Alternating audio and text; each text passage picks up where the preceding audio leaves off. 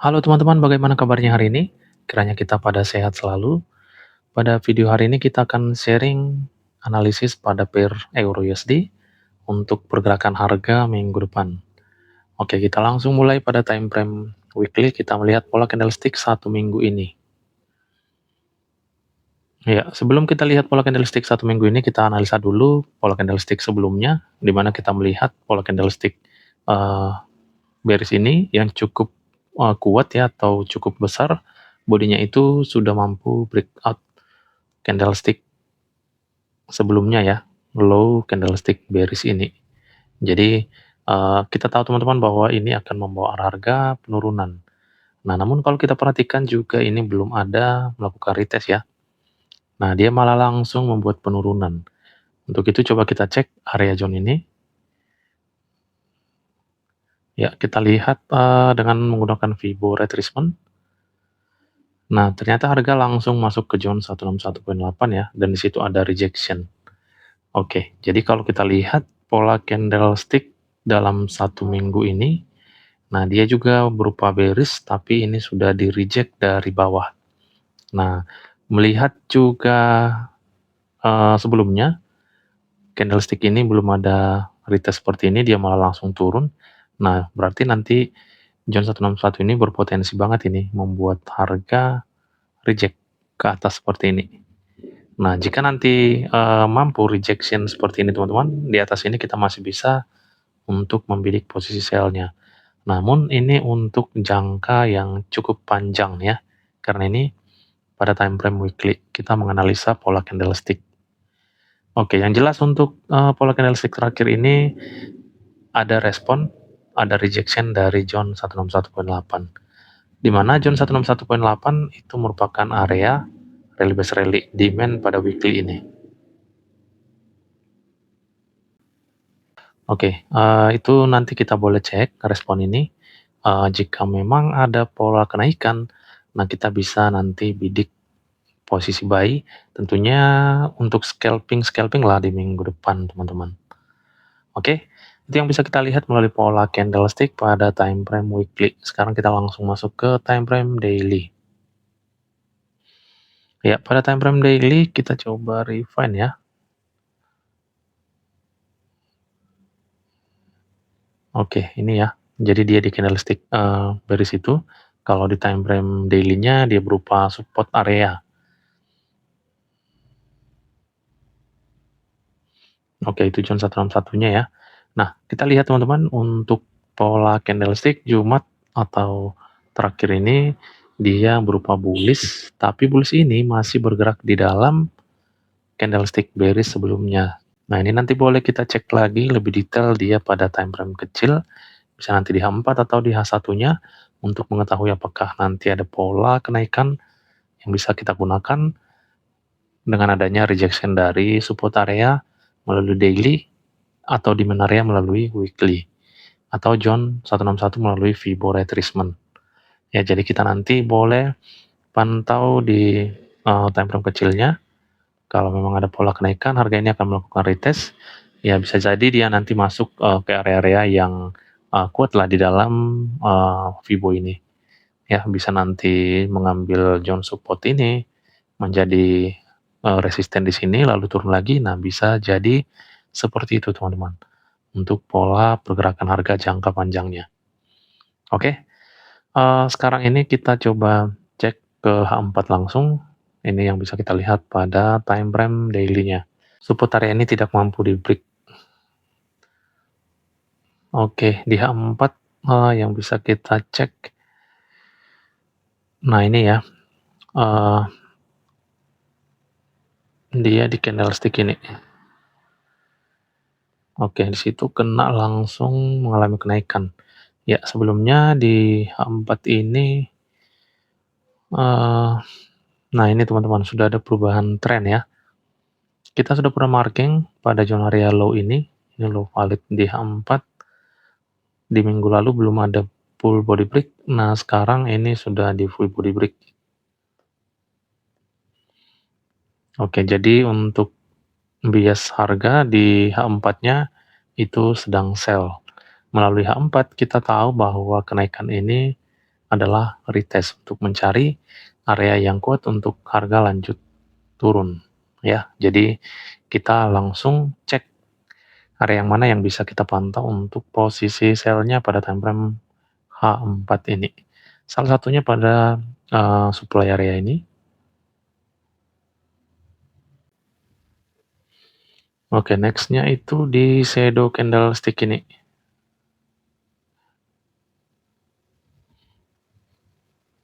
Next-nya di sini tidak ada yang fresh ya, sudah termitigasi. Mungkin di H1-nya ini masih ada area-area zone ya. Jadi nanti teman-teman boleh perjelas ini. Di H1 di M15 atau M30-nya. Ini masih bisa ini kita gunakan. Yang jelas di H4-nya itu di sini. Iya. Tentunya sampai ke area high ini ya.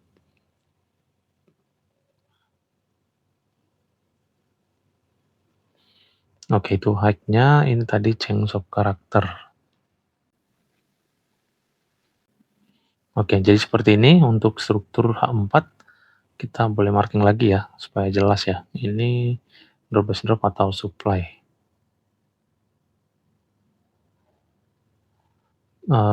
Terakhir dia di resisten. Ya, inilah dia pada H4-nya teman-teman. Ini untuk jangka-jangka panjangnya ya. Time frame H4 ini tentunya time frame yang cukup besar. Oke, kalau teman-teman nanti untuk scalpingan nanti kita lihat pada H1-nya. Yang jelas untuk saat ini harga ini respon melakukan kenaikan. Nah, ini teman-teman. Ya, pada H4 kita ada pola kenaikan itu di sini.